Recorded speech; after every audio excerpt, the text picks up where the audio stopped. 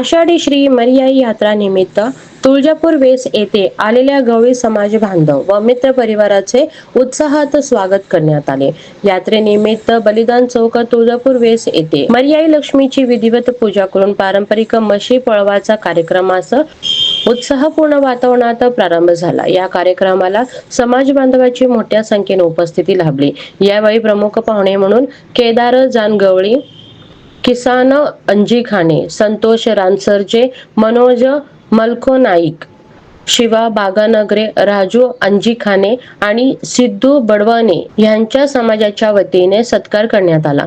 कार्यक्रमास गवळी समाजातील मान्यवर, समाज बांधव तसेच मित्र परिवार मोठ्या संख्येने उपस्थित होते। पारंपरिक संस्कृती व सामाजिक ऐक्याचे दर्शन घडविणारा हा सोहळा उत्साहात पार पडला। नमस्कार, मी विठोबा तुळशीराम दहीहंडे। आम्ही तुळजापूर शिवा गवळी समाज तर्फे दरवर्षी गुरुपौर्णिमेला आषाढ मधल्या मरियाईची जत्रा करतो, उत्सव करतो। तर त्यामध्ये आम्ही सवासींना बोलून जलकुंभ काढतो, म्हशीपळण असतं आणि त्यानंतर महाप्रसादाचं आयोजन असतं। म्हशीपळण ह्यासाठी करतो आम्ही की पावसामुळे म्हशींची पचनक्रिया मंद होते आणि बाहेर पावसामुळे गवतावर वगैरे थोडंसं हे होतं, त्यामुळे मग ते गवत ते खात नाहीत। तर त्यामुळे मग आमच्या म्हशीकडे आमचं पण लक्ष जावं आणि त्यांना थोडं चांगलं चुंगलं खायला बसावं। जसं सरकी पेंड असते, गहू भुसा असतो, परत तुमचं झालं तर दुसरं जे असतं त्यांना चांगला हिरवा कडवा चारा, वाढल्या चारा वगैरे ते त्यांना खायला भेटावं, त्यासाठी आम्ही हे आयोजन करत असतो म्हशीपळणचं।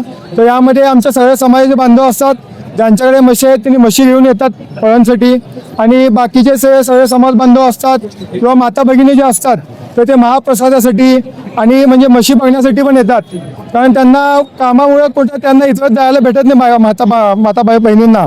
तर त्या निमित्ताने त्यांना पण म्हशी बघायला भेटतात, ते पण थोडं समाजामध्ये मिक्स होतात, त्यांना पण थोडंसं जाण होते समाजाची।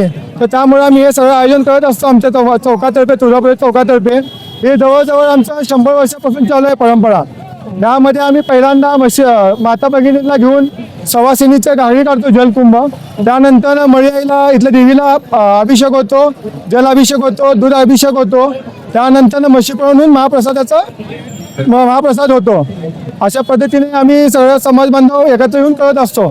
त्यामुळे काय होतं, जे दुसऱ्या चौकातले असतात ते समाज बांधव पण सगळे एकत्र होतात, विचाराची देवाणघेवाण होते आणि त्यामुळे एकोपा पण राहतो समाजामध्ये। त्या काय होतं, दुसऱ्या चौकातले असतील तर त्यांचं आम्हाला काय असं आमच्या समाजामध्ये होत नाही। सगळे आम्ही मिळून मिसळून असतो, त्यांच्या म्हशी आमच्या येतात, आमच्या म्हशी तिथे जातात। तर त्यामुळे एकोपा आमचा जो आहे समाजाचा तो टिकून राहतो। त्यामुळे आम्ही हे आयोजन करत असतो सगळे समाज बांधव मिळून।